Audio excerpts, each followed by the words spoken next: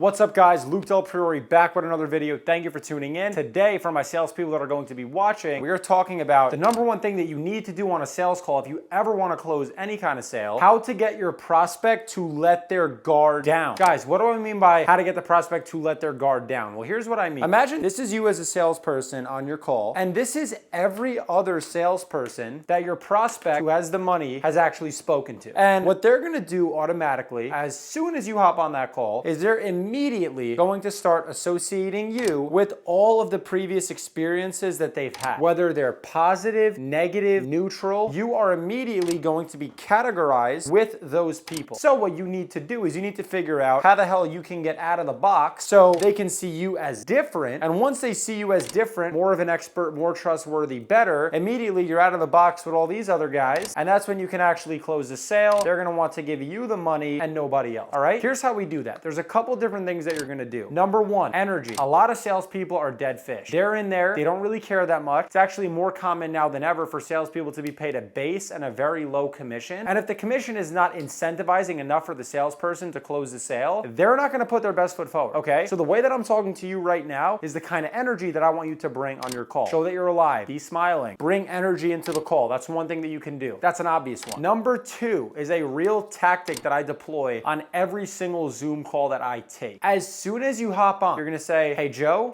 can you hear me okay? You can see me okay? Got it. What's going on, Joe? How are you doing, sir? Nice to meet you. I'm Luke. Thank you for hopping on. I appreciate your time. Yeah, Luke, nice to meet you. Got it, got it. Now, when you're gonna go into the introductory of your call, instead of bullshitting with them and saying, oh, how's the weather, Joe? Oh, how's everything in X state? Guys, at the end of the day, they know you don't care. Every single salesperson that's in the bucket, that's in the box, has asked them that. You don't want people to associate you, and you don't want your prospects to associate you with them. So let's say, for example, you sell business owners. Let's say you sell a chiropractor, right? You could ask them a relevant question. Just be like, hey, Dr. Joe, what's up, man? Are you at the practice today or are you at home? Then they can say, oh, I'm actually at home, right? Say if they're working from home. Or let's say they say, oh, I'm actually at the practice today. Got it. Listen, I know you're busy. I don't want to waste any of your time. We could dive right in if that's okay with you. They appreciate that more than the person that bullshits, okay? Here's another thing. A lot of you guys in your sales-based conversation put the guard up for the prospect, and you do it unintentionally because you do this. You hop on the call, and this is how you introduce the call. My name's Luke, so just nice to meet you, sir, etc., etc. I want to ask you a couple questions to see if we'd be a good fit. So we'll tell you a little bit about what we do, ask you a couple questions, and then from there, you decide if it's the right fit for you, all right? As if they haven't heard that before. You need to provide the value first, okay? So what I personally do to humanize the conversation is I give a ton of background. So I'll say, hey, listen, my name's Luke Del Priore. Here's my background. Here's what I do. Here's how I got into what I do right now. I'm going to share my screen and show you what I worked up for your business. By the way, I sell advertising. Then I'm going to share my screen and start showing them, hey, here's my website. Here's my Instagram page. Here are businesses that currently use our product that really love what we do, right? Then after I show them all that and I provide value, I give them my background. I show them businesses that I actively work with that are like there. Then the prospect is going to be a lot more comfortable letting their guard down with me. So what I can do is I can say, yeah, so listen, my background is X, Y, and Z. This is how I actually got into this. Humanize it. Then loop it into, by the way, this is our website. This is our Instagram page. These are businesses that currently use our system. I forgot to ask you, if you don't mind me asking, how long have you actually had the practice? How long have you had the dental practice? Then they could say, oh, 13 years. Now I'm in the conversation. Got it. I'm not going to ask them, oh, what made you want to become a dentist? Because obviously they know sales question. I'm going to say, got it. You've had the practice for 13 years. With that being said, you guys seem pretty busy already. What have you been doing to advertise? Now I'm in the Q&A portion of the call. That is how you get the prospect to let their guard down, because you're not framing the call in the sense of telling them, here's exactly what's going to happen. Here's exactly what's going to happen. Here's exactly what's going to happen. Because then they feel like they're being backed into a corner. The prospect wants to give you the money and they want to close the sale for themselves. They don't want you to close the sale as a salesperson. They want to close the sale. So once they feel like they've gotten more value out of you, they should be asking you for the order, not the other way around, okay? And so many of you guys have it backwards. You think, oh, if I just ask them questions that they can't say no to, then they'll buy every time. Go try to apply that in real life. Apply it in real life and see what the prospects say. They'll give you all the answers that you want. And then when you go to close the sale,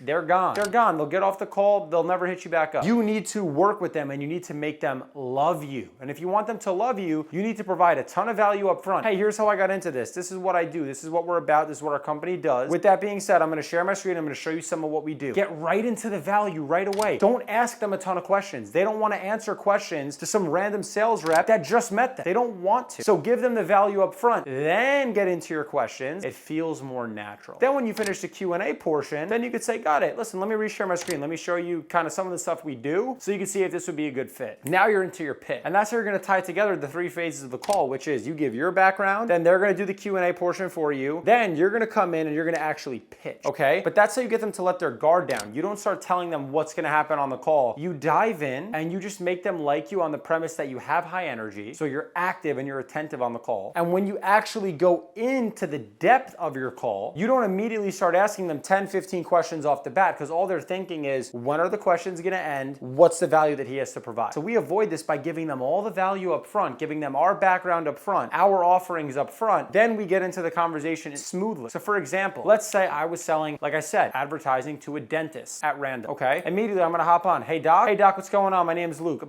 Can you hear me? Can you see me okay? Got it. Okay, good. Just wanted to make sure. You know how Zoom can be. By the way, doc, are you at home or are you at the practice today? Right? Then you can get them to loosen up a little bit. Oh, I'm actually at home. Nice, man.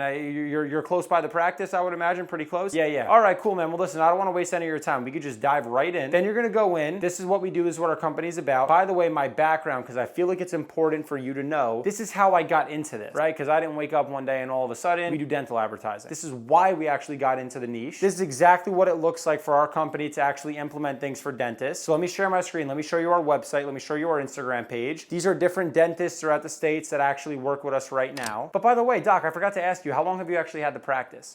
I'm right in the conversation, okay? And that's how you get them to let their guard down. Versus if I hop on the call, hey doc, nice to meet you, my name's Luke, etc., and I mess up the intro, I can't get them to let their guard down because they don't trust me yet. I haven't given them value up front. Value up front is the premise of business in 2024. Please remember that. Whoever is providing the most value is going to get the highest ticket. That is a fact. And your sales calls are going to work exactly the same. So on this page, you're going to see live calls of me selling on Zoom, and you're going to see me deploy this tactic. So make sure if you want to get the prospect to let their guard down, you provide all the value up front, then you start the Q&A portion of your call. And again, be a human being. Don't read word for word, script for script. Go off the cusp a little bit. Be okay with messing your sales call up. That's what they want. At the end of the day, they want the person that's not textbook, here's how to close the sale, this is how to get the job done. At the end of the day, you need to be trained and you need to practice, but you need to practice in a way that is still congruent and natural to you because they will pick up on your natural and innate energy. That's how to get prospects to let their guard down if you're on a sales call. All the value up front, and if you provide enough of it, you'll get the deal.